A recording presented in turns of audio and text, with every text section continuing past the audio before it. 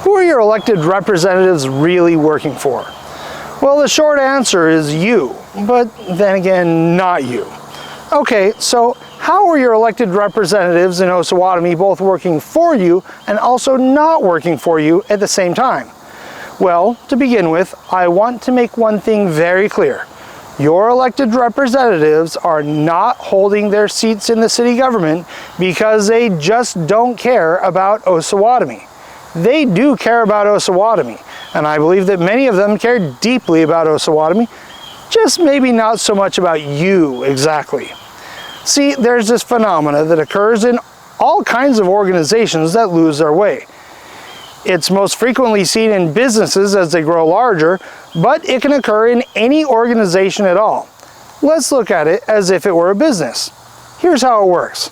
Say a company starts up and they have only a few employees and are struggling to get by every month.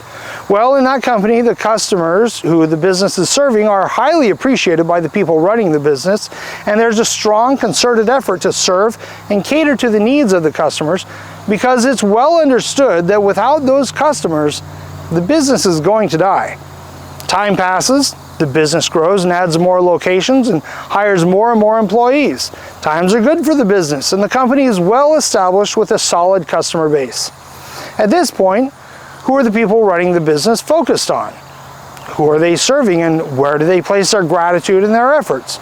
Well, by this point, the managers and owners are likely not even seeing who their customers are anymore, and having that established customer base, there's less and less reason to really focus on serving their customers and more temptation to simply push what they want with the expectation and mindset that the customers will be there and that they deserve the support of their customers. It's a mindset that they know better what the customers need and want than the customer does, and while they recognize they need to serve customers in order to keep their business alive, they also don't see their customers as individual faces anymore, but as a collective. Not as unique individuals who are appreciated for their support as they were when the company was young, but as part of some group identity that has no real face, but only a nostalgic and symbolic meaning to them. It's not really the customers they love, but the idea of their customers that they really love. In similar fashion, when elected representatives are actively campaigning and running for office, they interact with the individuals in their constituency frequently, and they often feel a deep appreciation for and desire to serve those individuals in their community. When they've been in their elected position for a while, though, and the faces they see as they go about the business of their elected position are the faces of the government employees and not the faces of the individual people, it is to them that their focus and efforts are turned. It is the government that is served and not the people. In this case, the people morph into an amalgamation of the nostalgia, prejudices, and personal desires of the government officials.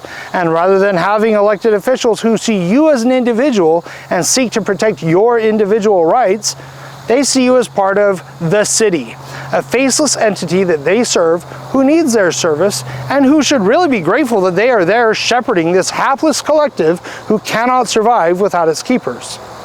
The problem only becomes more pronounced when you introduce a city manager who never had any individuals that they were serving, but were only ever serving the collective and only ever will serve the collective because it's beneficial to themselves and their own career progression.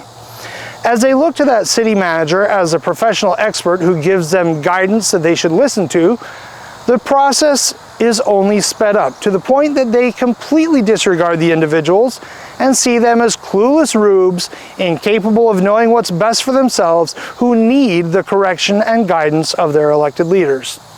If nothing else, all of this is one of the key reasons why it's good to change your elected representatives frequently. In my opinion, the time for that change in Osawatomie is long overdue, and it's time to clean house.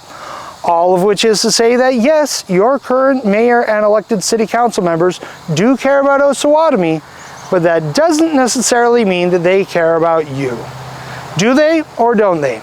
I guess that's for you to decide on election day. Thank you for watching, and please write in Oliver Tanner for Mayor of Osawatomie.